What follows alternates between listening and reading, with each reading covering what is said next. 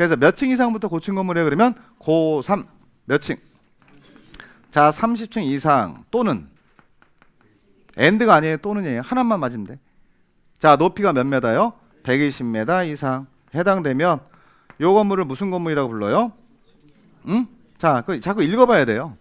고층 높다 이런 얘기야. 층이 높다. 고층. 근데 이거보다 더 높은 게 초고층 건물이에요. 바로 밑에 있지. 그죠? 그러면 30층보다 더 높다라고 해서 초자가 붙였잖아요. 그러니까 요건 50층 이상이거든요. 지금 보면은 초고층 건물은. 그래서 읽을 때 어떻게 읽어?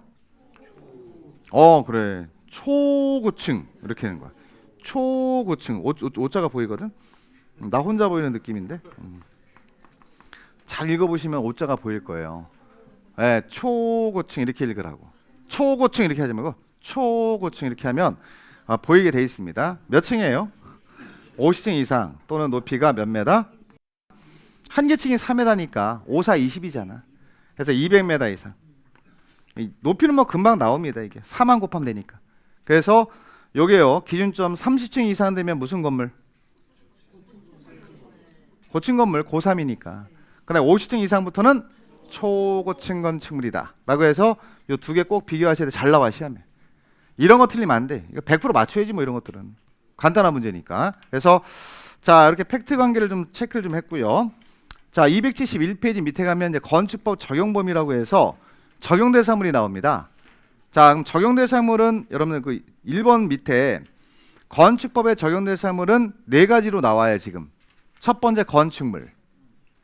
자, 건축물 우리 배웠죠? 네, 대지, 그 다음에 설비, 그 다음에 일정한 공작물인데 여기서 자, 2개는 지금 빼고 2개만 할 거예요. 하나는 건축물, 이게 제일 중요해요. 그 다음에 자, 대지 2개만 먼저 할 겁니다. 설비는 안 나와. 설비는 거의 안 나오고, 그 다음에 일정한 공작물이 가끔 나와요. 그래서 일단 여러분들은 1번부터 먼저 볼게요. 자, 건축물이 뭔지에 대한 설명이 또 나옵니다. 넘기지 마시고 271페이지에 건축물을 먼저 자 보시면 복습 차원에서 다시 한번 보시죠.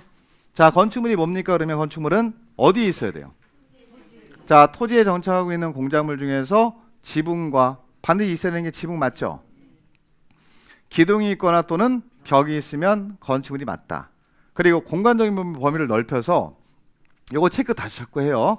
어디에 있다고 하더라도 지하나 고가에 설치하는 사무소, 공연장, 점포차고 창고, 또한 건축호상 건축물로 본다 보지 않는다, 본다라고 하셔야 돼요. 여기서 정리하시고, 그건 지하나 고가가 키워드니까 자꾸 동그라미 치면서 자, 확인을 해 놓으시면 되겠습니다.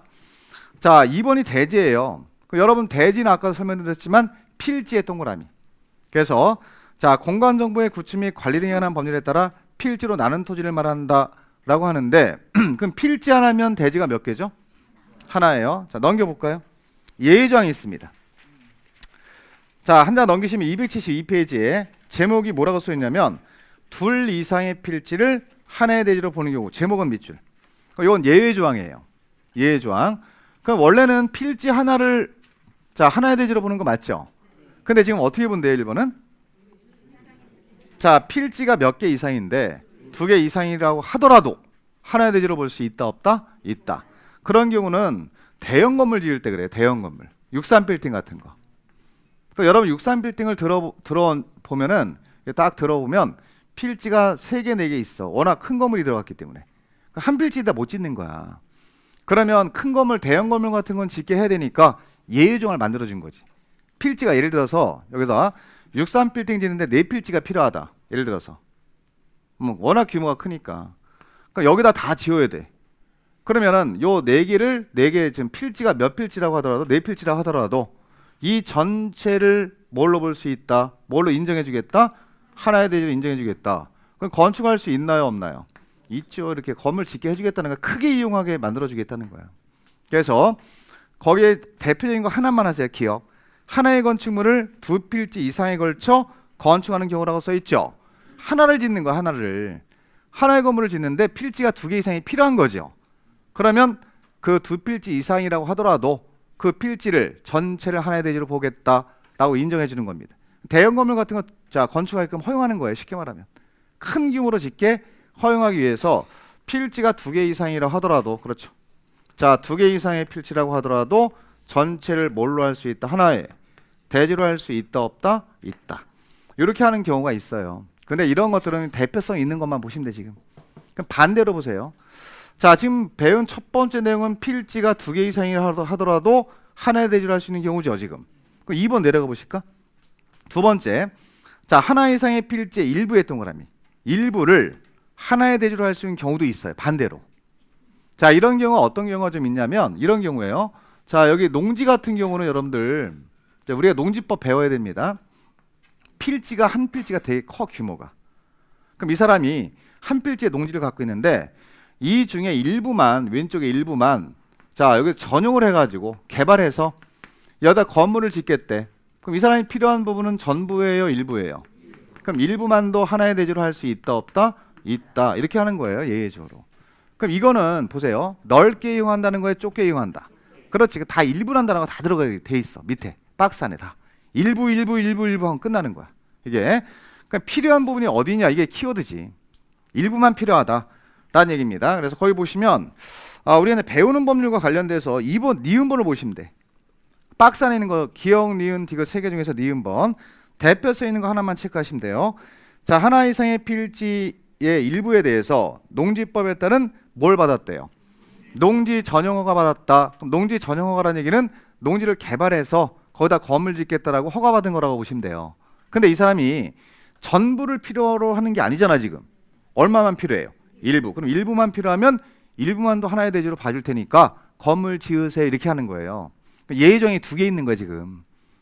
필지 하나를 대지 하나로 보는 게 원칙이지만 예의정이 2개 있지. 넓게 이용할 수도 있고 좁게 이용할 수도 있는 거야. 유연성을 갖춰서 벌 만든 겁니다. 첫 번째 있는 내용은 넓게 이용할 수 있게 해주는 거지. 그래서 필지가 몇 개 이상이라 하더라도 2개 이상의 필지라 하더라도 하나의 대지로 할 수 있는 경우가 첫 번째 내용이고, 두 번째는 전부 필요 없다, 일부만 필요하다. 그래서 일부만도 뭘로 할 수 있어요? 하나의 대지로 할 수 있는 경우가 2가지 있는 거죠. 그러니까 요거는 이제 예외 조항으로서 이따만 보시면 돼. 자, 실제로 외워야 게 뭐냐면 2번이에요, 여러분들. 밑에 가면 뭐라고 써 있냐면 건축법을 적용하지 아니하는 건축물 보이죠? 이건 왕별표 하세요. 자, 시도 때도 없이 나오는 거야 그냥 나온다라고 생각하세요. 자, 30회도 나왔죠 이번에. 30회도 어렵게 안 나와요. 자, 그럼 우리가 지금 보시면, 자, 지금 우리가 무슨 법 공부하죠? 건축법 공부합니다. 그러면 건축법 공부하면은 건축물이면은 다 건축법 적용되는 거 맞나요, 안 맞나요? 건축물이면 건축법 적용되는 사람을 맞죠? 근데 그 건축물 중에서도 무슨 법을 적용하지 않는다? 건축법을 적용하지 않는 건물이 딱 나와, 박스 안에. 1, 2, 3, 4, 5. 그것도 다 5개야. 그건 우리가 많이 물어봐. 여러분 이것들은 100% 맞춰야 되는 부분이에요. 자, 그럼 박스 안에 있는 건축물은 건축법을 적용한다는 X예요. 적용하지 않습니다. 첫 번째 뭐가 있을까요? 그러면 문화재 그래, 문화재. 1번은 그냥 문화재만 동그라미 쳐. 지정문화재, 가지정문화재. 근데 여러분 가지정문화재고 용어가 좀 바뀌었어요. 자, 가지정을, 요 가를 임시지정으로. 크게 신경 쓸 건 없어. 똑같은 말이거든. 임시지정. 그래서 용어가 바뀌었어 이번에. 근데 어쨌거나 그건 중요한 게 아니에요. 문화재가 중요한 거야. 지정이 됐건 임시로 지정됐건 문화재는 전부 다 건축법 적용하지 않는다고 하셔야 돼. 그러니까 예를 들어서 동대문이 있다. 동대문이 있다. 그러면 여러분 동대문 같은 경우는 이제 우리가 남대문도 있고, 자, 여기 있다. 여기 지금 어디 있죠? 이 동대문 남대문이? 동대문 남대문이 어디 있어요? 응? 서울에 있지, 그렇지. 그렇지. 제가 질문을 잘 못한 것 같아, 그죠? 도로 안에 있어요, 밖에 있어요? 도로 안에 있어. 차들이 이렇게 돌아가지 이렇게, 그죠? 근데 여러분 보세요. 여러분들이 만약에 도로하는데 건물을 한번 지어봐. 어떻게 되나? 다 밀어버립니다. 그러니까 이 건물 맞나요 일단 이거? 이거 맞아요, 안 맞아요? 문화재 건물이잖아 지금. 그럼 무슨 법 적용해야 돼? 건축법 적용하는 게 원칙이잖아. 그러니까 건축법을 적용하면 우리가 건축법에 걸려 이게 위법이 돼버려. 왜냐면 대지 넘어가서 건물 지으면 다 철거 대상이야. 불법이 되는 거야. 근데 문화재는 이거 철거해야 돼요, 보존해야 돼? 보존해야 돼. 그럼 어떻게 될까? 건축법을 적용하지 않으면 그대로 유지할 수 있죠. 맞아요. 보존할 수 있잖아. 철거할 필요가 없잖아. 그래서 첫 번째는 문화재는 무슨 법을 적용하지 않는다? 예, 건축법 적용한다, 적용하지 않는다, 적용하지 않는다 이렇게 되는 거예요. 첫 번째가 꼭 외워놓으셔야 되고 1년 내내 합니다.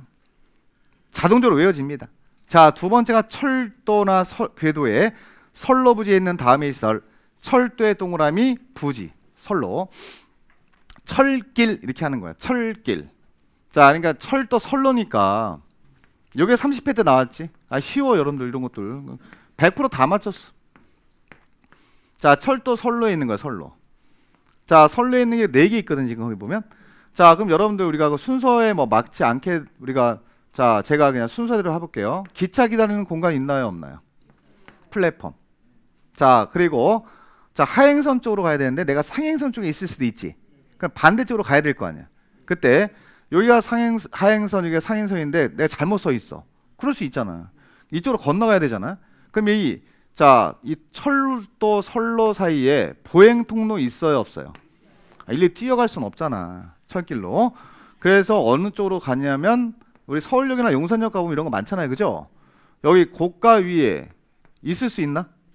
지상 위에 있지. 이건 지하 아래로 내려가지. 그래서 지하로 내려가도 되는 거야. 이게 보행 통로잖아, 여러분들. 이쪽 플랫폼이랑 이쪽 플랫폼을 연결시키는. 이것도 선로 부지에 있는 거 맞죠? 그래서 이게 보행시설이야, 보행시설. 위나 아래를 가로지르는 보행시설. 그러니까 이것도 선로에 있는 거 맞나요, 여러분들? 철도 선로에 있잖아, 지금. 이런 것들은 다 철도법 적용 대상이 되는 거예요. 따라서 이런 것들은 일반적인 건물이 아닌 거예요. 그래서 무슨 법을 적용하지 않는다? 건축법을 적용하지 않는다고 대답하셔야 돼. 그 나머지도 운전보안시설이 있고, 자, 몇 시에 여기 보시면 기다리다 보면은 요 안에 관계자의 출입 금지 이렇게 써 있는 게 있어, 팻말에. 그 문 열렸을 때 조금 빼꼼 보면은 모니터 같은 거 쭉 있다고, 그 시설 안에. 몇 시에 차 들어오고 몇 시에 나간다 이거 조정하는 거야. 운전보안시설이야.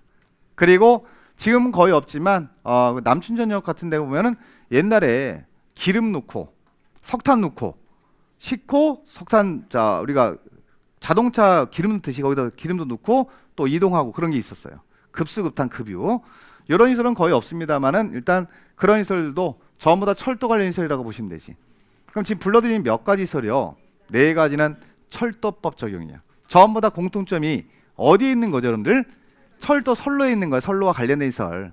기차 지나갈 때 필요한 시설들이란 얘기지. 그래서 자, 다시 읽어드리면 운전보안시설, 자, 니은은 보행시설, 위나래를 가로지는 보행시설 설명드렸고, 플랫폼, 그 다음에 리을번이 급수급탄 급유시설이에요. 자, 요 4가지는 전부 다 철도법 적용 대상입니다. 따라서 무슨 법을 적용하지 않는다? 그렇지, 건축법을 적용하지 않습니다. 자, 3번도 이해되셔야 돼. 톨게이트라고 써놔 옆에다. 우리 톨게이트가 더 빠를 것 같은데 우리, 그죠? 자, 고속도로 통행료 뭐예요? 징수시설. 제가 물어볼게요, 여러분들. 이거 어디에 있어요? 도로 한가운데 있잖아. 돈 내세요 하는 거 아니겠습니까? 건물 맞나요, 이거? 건물은 맞지만 건축물이 왜 도로에 들어가 있어? 도로에 들어가 있으면 무조건 건축법 적용하지 않으니까 가능한 거예요. 그래서 자, 톨게이트 또한 무슨 법을 적용하지 않는다? 건축법 적용하지 않는다. 세련되게 톨게이트라고 안 쓰고 고속도로 통행료 징수시설 그렇게 쓰는 거예요. 자, 4번 갑니다. 자, 컨테이너를 이용한 간이창고인데 이건 편하게 그냥, 자, 오른쪽에 가로 있는 것만 동그라미요. 자, 컨테이너를 이용한 간이창고는 2가지 요건이 맞아야 돼요. 산업 집적 활성화 및 공장 설립에 관한 법률에 따른 공장의 동그라미. 일단 용도가 이 컨테이너 이용한 간이창고는 공장의 용도로만 써야 돼. 이걸 주거 용도로 쓴다 그러면 X야. 공장 용도로 써야 되고, 자, 맨 끝에 가면 건축물의 대전에 설치하는 것으로서 이동이 쉬운 것 밑줄. 자, 그러면 컨테이너를 이용한 간이창고가 나오면 몇 개를 찾아야죠? 2개. 동그라미 치시란 얘기예요. 자, 일단 용도가 무슨 용도로 써야 돼요? 공장 용도로 사용될 것, 그리고 이동이 쉬워야 된다란 2가지 요건을 모두 충족했을 때만 건축법을 적용하지 않습니다 라고 하는 거예요. 근데 이게 만약에 주거용으로 쓴다 라고 하면 건축법 적용한다라고 하셔야 돼. 그 요건이 더 중요해요, 거기는. 그래서 그 요건에 2개 동그라미 치는 거지. 시험장 가서 찾아야 할 게 그거죠. 자, 공장의 용도로만 사용돼야 되고, 2번째는 이동이 쉬워야 된다. 그럴 때 컨테이너를 이용한 간이창고는 건축법을 적용하지 않습니다 라고 하는 겁니다. 5번째 볼까요? 5번째는 하천법에 따른 하천구역 내의 수문조작실 밑줄. 자, 수문 조작실. 여러분 지금 이 수문 조작실은 수문 조작실 하천구역 내에 있죠. 하천구역. 이 수문 조작실 같은 경우가 뭐예요, 여러분들? 그래, 우리가 수로 같은 데 있잖아요, 우리. 그러니까 농사 지을 때 필요한 용수로 같은 거 확보하기 위해서 조그만 그 조작실, 수문 조작실이라고 해서 물 가둬 놓는 시설이 있어. 이게. 근데 중요한 건 어디에 있어요? 중요한 건 어디에 있어요? 하천구역 내에 있다고 써 있잖아, 앞에. 하천구역 내에 있다고 써 있지, 앞에? 어려운 거 물어보는 거 아니요? 그럼 하천구역이면 이게 일반적인 구역이 아니라 하천법의 영역이야. 이 안에 들어오는 건물은 전부 다 하천법이 우선적이 되는 거예요. 그럼 건축법이 들어갈 수가 없어, 여기는. 일반적인 건물이랑 또 달라요. 하천법이 우선적인 데이기 때문에 건축법은 적용되지 않습니다. 그리고 아예 앞에 무슨 법이라고 써 있어요. 써 있으면 하천법 적용하시면 돼. 따라서 건축법은 적용하지 않는다. 이렇게 정리하시면 되죠. 그럼 총 몇 가지죠? 그거 외우세요, 지금. 네, 첫 번째 뭐 있어요? 문화. 두 번째는 철도 관련 시설이 있죠? 몇 개 있죠? 4개요. 운전번 시설 있나요? 운전번 시설. 그 다음에 보행시설이 있죠. 그 다음에 플랫폼.